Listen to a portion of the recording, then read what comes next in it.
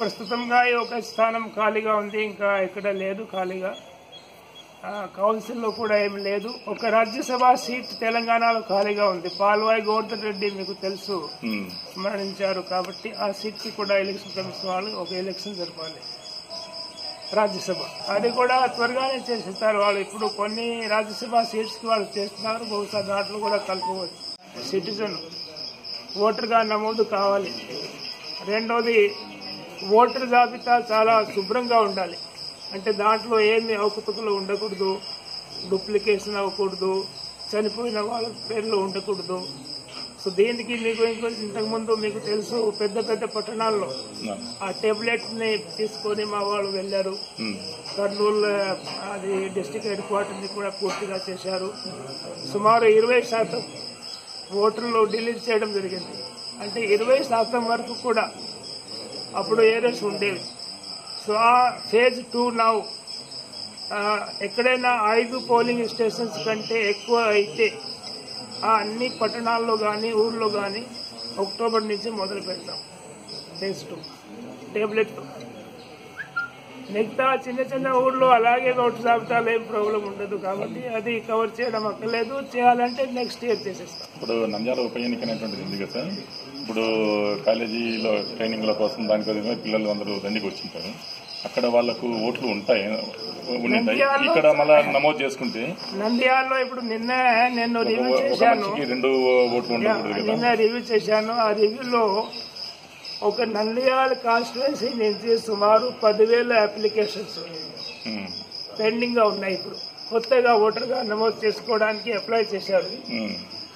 So ఆ applications ని చాలా జాగ్రత్తగా ఎంక్వైరీ చేసి అసలు వాళ్ళు అర్హత ఉన్న వాళ్ళు ఉన్నారా లేదా, ఇంతకుముందు ఎక్కడన్నా ఓటర్గా నమోదు చేసుకున్నారా, లేకపోతే ఈ ఏరియాలో నివసిస్తారా లేదా, అది మొత్తం ఎంక్వైరీ చేసిన తర్వాత మాత్రమే వాళ్ళని నమోదు చేసుకోవడం జరుగుతుంది. సో ఉప ఎన్నికల సందర్భంగా ఒకటి, ఎవరైనా కొత్తగా నమోదు చేసుకోవాలంటే really he should be eligible. రెండోది, చనిపోయిన వాళ్ళు వదిలేసిన వాళ్ళు వాళ్ళ పేర్లు ఉంటే దీన్ని తొలగించాలి. సో బోత్ ద కేసెస్ నిన్న గట్టిగా ఇన్స్ట్రక్షన్స్ ఇవ్వడం జరిగింది. ఇది ఒకటి. రెండోది, ఇప్పుడు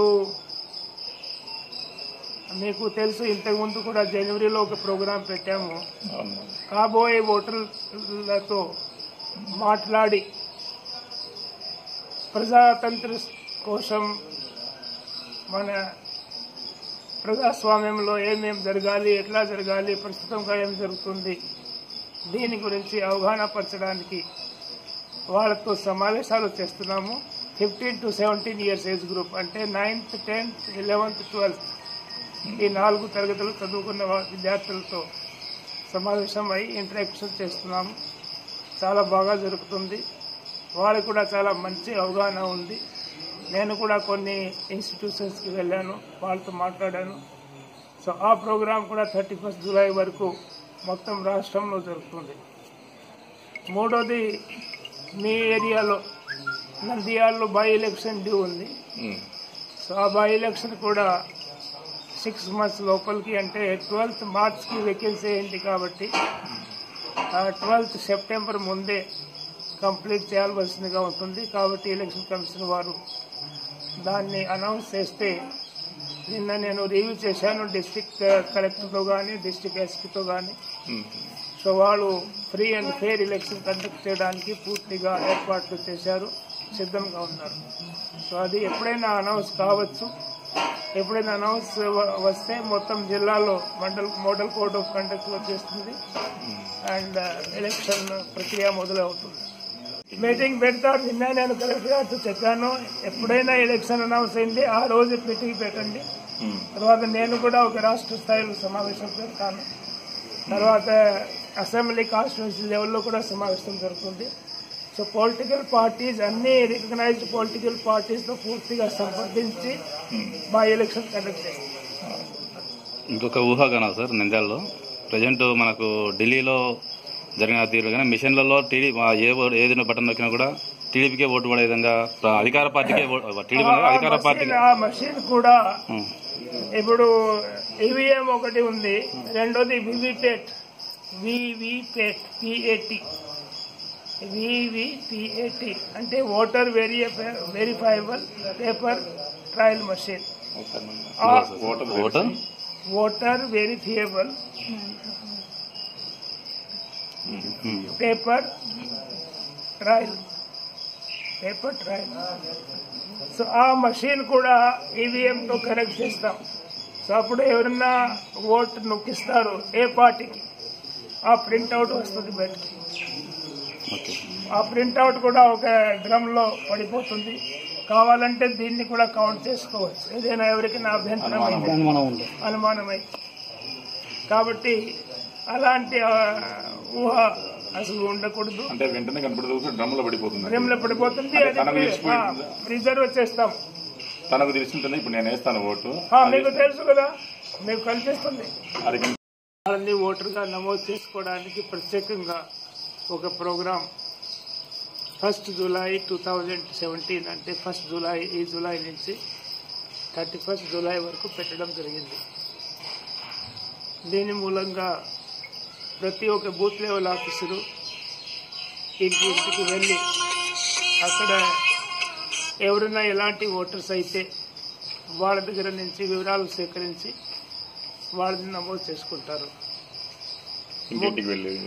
ప్రతి ఇంటింటికి వెళ్తారు. నిన్న స్పెషల్ డే, ఒక స్పెషల్ క్యాంపెయిన్ డే కూడా జరిగింది 23 జూలైలో.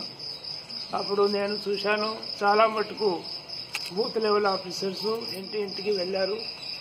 ఇంకా సుమారు ఒక వారం టైం ఉంది కాబట్టి ఈ వారంలో అన్ని ఇళ్ళు వాళ్ళు కవర్ చేస్తారు. వాళ్ళ పరిధిలో ఉన్న 250 హౌసెస్ లేకపోతే 300 హౌసెస్ వస్తాయి. సో వీటిని వాళ్ళు కవర్ చేస్తారు. చేసిన తర్వాత ఒకటి ఓటర్గా నమోదు కాని వాళ్ళని నమోదుగా చేస్తారు. రెండోది కొంతమంది మ్యారేజ్ అయిపోయి అక్కడి నుంచి వెళ్ళిపోయారు, లేకపోతే వృద్ధులు చనిపోయారు, ఇలాంటి వాళ్ళ పేరు జాబితాలో ఉంటే దీన్ని తీసేస్తారు. మూడోది చాలామంది స్టూడెంట్స్ ఇప్పుడు అడ్మిషన్కి కొత్త కాలేజీలకి వచ్చారు. అక్కడ బహుశా వాళ్ళు ఇంకా నమోదు కాలేదు కాబట్టి ఆ స్టూడెంట్స్ని కూడా ఎక్కడ వాళ్ళు చదువుతున్నారు అక్కడ కానీ, లేకపోతే వాళ్ళు నేటివ్ ప్లేస్లో కానీ వాళ్ళ ఆఫీసర్ ప్రకారంగా వాళ్ళని కూడా నమోదు చేసుకోవడానికి వీళ్ళు కాలేజెస్ని కానీ ప్రొఫెషనల్ కాలేజెస్ని కానీ తప్పకుండా. సో ఇలాగా మనము మొత్తం ఆంధ్రప్రదేశ్ రాష్ట్రంలో సుమారు 15 లక్షల మంది నమోదు కావాలి. ఉదాహరణగా ఇప్పుడు నిన్న కర్నూలు జిల్లా చూస్తే వాళ్ళు 42,000 మందిని చేశారు. కానీ ఇంకా 60,000 మందిని చేయాల్సిందిగా ఉంటుంది. అదే మాదిరిగా